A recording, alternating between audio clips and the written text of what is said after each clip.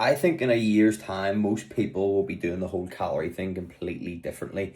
And I see wee glimpses of it on Instagram now, and it's something I've been doing with clients for since I started, to be honest, because I used to always struggle with sticking to calories. I would get to like 4 or 5 o'clock and I would have blown my calories, or I knew that I would about to eat something that would take me over my calories, or for example, the weekend would ruin my calories. And I can see glimpses of it on Instagram now. There's still a lot of the old stuff of like, here is this low cal recipe that tastes exactly like a KFC and all this stuff, which sure has its place for the odd bit of enjoyment, right? But most people right now, whenever they go to track calories or they maybe join a coaching program, they're given a number to hit, maybe given a meal plan that they'll never follow, but they're given a number to hit, and they try and hit that number, and that's like what success is judged off, right? Whereas if you're going to stick to this long term and actually be able to do it for long enough to see results,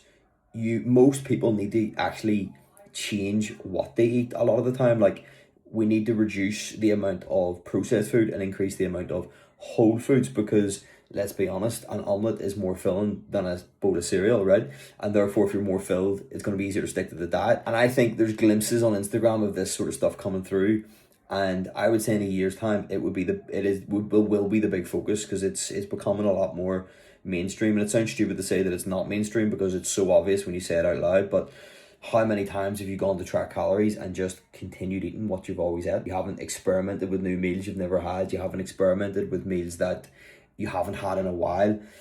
I guarantee if I woke up and had cereal, a Squares bar, followed by a sandwich from the shop, like I'm eating a lot. I'm gonna binge later that night. Like, I'm not full.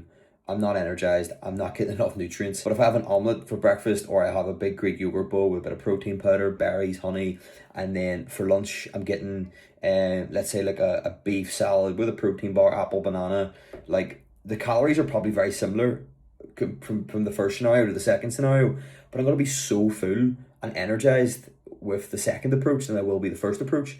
So most people need to look at upgrading food quality before they ever even touch calories, and that should be the number one goal. And my hot take is that will be very, very mainstream in a short period of time.